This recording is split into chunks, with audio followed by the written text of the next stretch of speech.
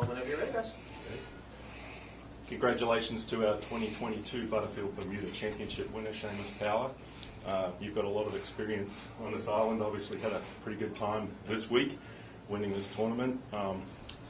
Just talk about the victory. It's your second on tour. And what the day was like for you today. Yeah, it was an interesting day. Like I felt great all day. Played very nicely for the first, honestly, for our first probably 14 holes. Played very, very nice golf, but it's so tough coming in. I was able to hang on some way close to Ben there. He made quite a few birdies there through 11, but I was able to just do enough coming in. But it was tough going. It was kind of a day full of all sorts of emotions because, again, the same as yesterday, you knew once you get to 12 tee that it was going to be the next hour and a half. It was going to be really tough going. So I was able to make a couple birdies on the front and then kind of hang on there coming back in. But I mean, absolutely over the moon. You know, the first one was amazing, but to be able to win again, you know, it's fantastic. I get the whatever. It's pretty much a 3-year exemption and all the kind of cool things that come with it, and it's just, you know, so you're kind of so proud, and it's amazing to be able to do it again. You mentioned, as we spoke to you earlier in the week, that, you know, good play takes care of a lot of things, as you just said. 3 exemption, plus you're now number 5 in the FedEx Cup, and you're number 32 in the official World Golf Rankings. So all those things combined, what does this do for you going forward, as far as? You know, the thing when you don't have the exemption is like every year is year to year, and it's tough going, you know. So down an extra couple of years is fantastic, and you know, going to be really able to focus on, you know, just practicing and improving, and just, you know, playing my own game and not really worrying about all that stuff. And I noticed that last season, having the winner's exemption for whatever I'm getting about 21, 22, I was really able to play much more freely, like when you're up near the lead. And I think that's a nice thing to be able to do. That's obviously the goal to be doing anyway, but it's sometimes a little harder than normal. So it's going to be great. You know, it gets a lot of bonuses. I mean, one of my favorite memories in golf was like in Maui last year, and be able to go back there again. And, you know, obviously, I mean, having the 3-year exemption is just fantastic. It opens doors. I said, it gets higher in the world rankings. You know, all those kind of things are just like all positive. So it's, yeah, once it sinks in, I think some of the other stuff will kind of hit me like probably in the next few days. But for now, just over the moon, just delighted to be able to get the win. And just before Andrew asks the next one, just you have a pretty solid fan base here. Yeah. Cheering, and there's a lot of people out following you. Just yeah. Give us some info on that. Yeah, I mean, it's amazing. I said I've had such a good experience in Bermuda. It's one of the favorite places I've ever been, and I've been lucky enough to make some really good friends here. And yeah, I mean, it just, even at Bay Hill, like I have friends here that have a house and also in Bay Hill, and like Simon stayed with them for there, and we had, like, you know, my birthday's around that time, and like a big group of them were there and had a birthday party, and just really like good friends that I just kind of clicked with, you know, Mick works for Butterfield, and obviously his connection to the tournament, and like, you know, it's been a kind of a special, kind of unusual, kind of unexpected thing that I've kind of stumbled across. But absolutely love coming here. Like Simon and I talk about this event for like months in advance. It's just one of those weeks you look forward to. There's something about the island. It's nice, and obviously I've played decently like here before, and obviously getting the win now. I just can't wait to come back. How would you describe kind of how the last hour and a half of this tournament played out? It's obviously it's very up and down, but it's kind of what I expected. It's the same as yesterday. Like once you get to even 12 today is playing tough. You know, I have 100 yards to the pin, and you're guessing if it's a pitching wedge that I hit 145 yards, or if it's a gap wedge, and it's just pure guessing. That goes slightly over, and you're standing on the next, and it's dead into a wind, and you're probably talking about, thought I hit a good shot, and I came up short of the green, which is a good 30 yards short, probably 25 yards short. 14 is tough, the wind's off the right whipping, and then 15 and 16 are just brutal today. So it's, you know, that stretch is coming, and there's only so much you can do. I think the toughest thing for me in that stretch is trying to putt. Like, you're trying to putt on 15 and 16. Like, I had a putt on 16, and I'll never understand what just happened to the ball. It's just you're getting wind gusts, winds up and down. I missed the hole from probably, I don't know what it was, 4.5, 5 feet, and I felt like I hit a good putt. And I just saw Ben before me do the same thing. It's just, it's tough going out there.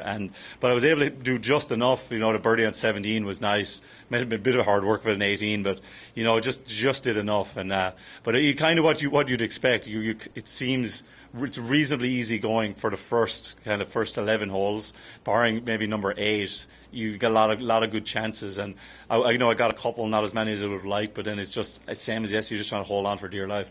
When when things kind of start to go a little bit south for Ben, are you just kind of focusing on what you're doing? Do you see what's kind of going on? It's a bit of both. You obviously are trying to focus on your own thing, and that was, even on 14, I had a long way because Ben had like some trouble on the left. And before I kind of get into my routine, you just have to give that conscious effort to get back into your own thing. And I hit a really good shot and I made the putt for birdie, and that was ended up being a big birdie on it. So it's tough, but he didn't do a ton wrong. It's just, as I said, he had a shot on 16. It's on the wrong side of the wind. And it's the only ball I've ever seen go left on 16. And I didn't think he had that bad a shot. But it's just one of those days. It's so exposed. And it's just a little small golf ball floating around there. And if you get a wrong gust, you're in trouble. Like I hit a really good shot, I thought, into 16. 3/4 of the way through the flight, you get a huge gust. It gets stood up and it's a good 20 yards short.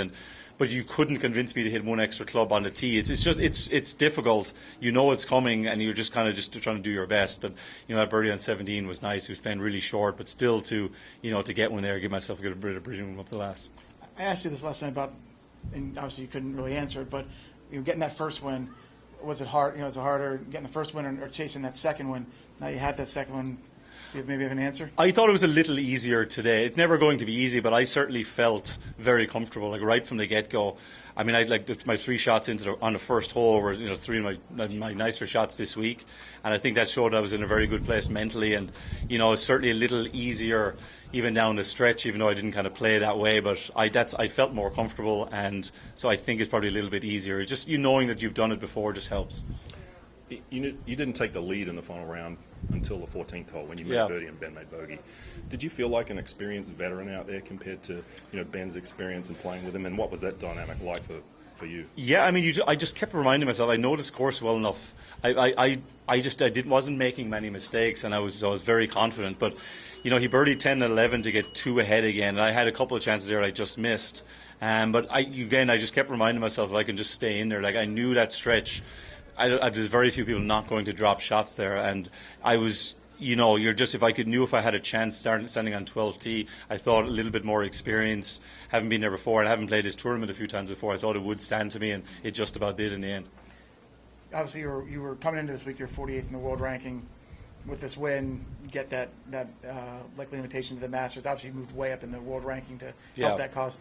What's it kind of feel like to be able to get that, to come here, get that win, take care of that before and not worry about the top 50? Yeah, it's really nice. It's kind of a funny thing. I didn't really pay attention to world rankings until I got into like the top 100 in the world, and now it becomes very, very relevant. Even close to the match play, and then as obviously the cutoff for some of the majors starts approaching. So it's nice, you said, to be able to kind of get a bump away from that 50. It's nice. It opens up so many doors. It's all of a sudden like you're looking and you're changing your schedule, and you're going to add Maui and tournaments like that, and even knowing that you're going to be in the playoffs and all this kind of stuff. It's just, it makes things a lot simpler, that's for sure. You're not looking, not as if you're doing it all the time, but you're sometimes looking over your shoulder a little bit, especially because I was up maybe in the 30s and I just hadn't played great since like the middle of the summer. So as you said, just slipping down, and the cutoff for the top 50 is coming up soon. There's not much golf left in the year, so it's nice to get away from that for sure, and just it'll definitely like clear your thoughts, clear your mind going forward. On 14, what did you hit off the tee, and what did you hit? 2 iron. 2 iron, and what did you have left in, and what did you hit? I had 148 or 9 yards, 148 yards. I hit gap wedge, landed about pin high, and probably just rolled to the back edge, maybe 25 feet past. Yeah. Is that? Simon said you guys were talking about how, geez, you won more win when you were here Friday. Was it ever a case of like, be careful what you wish for? No, I was absolutely fine with the win over the last couple of days, because I've been looking up to play here a few times, and I've seen this course in a lot of different wind directions, and I've seen how just a bit of experience. Even on 16, I hit a very, very good shot aimed at the left hazard line on 16. I've done it before here, and it ended up bang on line with the pin, and it's having a little bit extra confidence knowing that my ball was going to come back and do what it was supposed to do, versus, other guys, it's hard to aim in the ocean and hit a shot. It's just when you're not used to doing it, you haven't done it before, it's hard to trust that it's going to come back. But I've played it before. I played there last year, and the tee was back, and you're hitting a long iron starting out into the ocean, the same thing, and you just learn to trust it a little bit more. Same on number 8 today.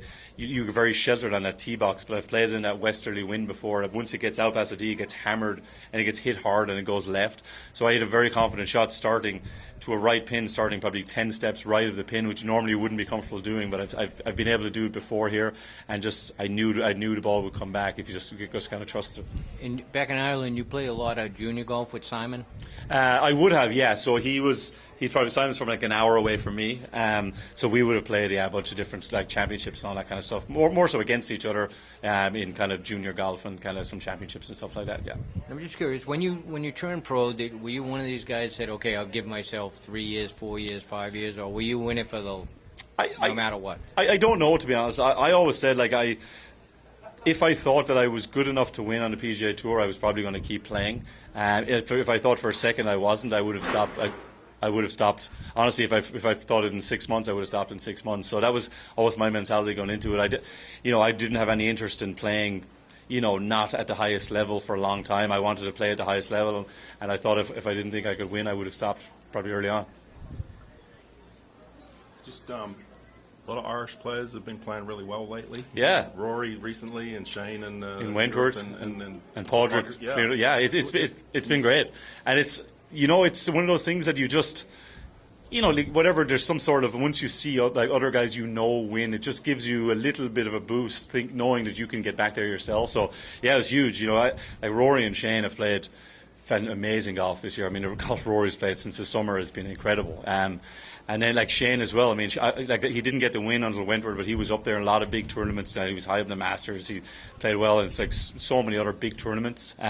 So it was great that both those guys got the win. And Padraig, yeah, I mean Padraig absolutely smashing his way through the Champions Tour there. It's great for Irish golf. We've Leona Maguire on the LPGA as well. It's a good time for Irish golf, and hopefully you're always hoping it'll kind of inspire some more junior golf in Ireland. Yeah. And just one last one from me. We talked earlier in the week about the Ryder Cup and Luke Donald. Did you get a chance to chat with him this week at all? I did briefly on Wednesday night at the party in the hotel. So yeah, we just chatted briefly. Like there's a new event. He was just telling me some of the details about it, the GB&I against Europe team event, and just some of the options I might have. But as I said to him, is before this week, like Mexico and Georgia, how I played in that was going to affect some of my schedule going forward. So obviously this helps a lot, gives me more flexibility. So something I'm going to talk to him about. And again, now that I have, a little bit more freedom to play where I want. So it's going to be, I'm going to talk to him and see what he recommends. You might as well see, if it doesn't match up, it doesn't match up. But I certainly want to ask his opinion. And I don't want to become next September and finding out if I would have done this, I would have been on it. So it's something that this certainly helps. But I've said I'm going to talk to Luke and see what happens. Awesome. I wanted to ask you if you're aware of the Birdies for Love competition going on during the fall series. I am not, actually. Okay, so you led the field this week with 28 birdies. There will be a sizable donation coming to a charity of your choice as a result of RSM. So just wanted to ask you what that means to you, and if there's a charitable cause that's close to your heart, if you already know what you're going to do, if you need some time to think about it. I imagine it'll go to, there's a charity that helps the families and stuff of cancer victims back home, and like in Waterford, it's called Solace. And I actually was lucky enough to win in Barracuda. They do, I can't remember what it's called, whoever has the most points on the 18th hole on the week. So I won that maybe 4 or 5 years ago and was able to help out. So something like that is close to me. I lost my mom at a young age to cancer, and so it's one of those things that, that's something that's probably been close to my heart, and so hopefully I'll be able to help out. That'll be kind of cool. I did not know about that. And just related to that, Seamus, you had 28 birdies this week, which set a tournament record. Nice. Just comment on that. Yeah, honestly, I felt very as soon as I came here on Tuesday, it's the best I've seen the greens, and I was excited because I've putted well here in the past, and it has seen a better surface. I knew I was going to be able to make some putts, and that's what I did. I felt my wedge play was good. I had some easy putts, and then I did the things that you need to do to make. Whereas I putted well, hit some wedges close, and I played the par fives well. Okay, perfect. Sweet. Thanks, guys. Thank you very much. Stay right there for a second. Sure.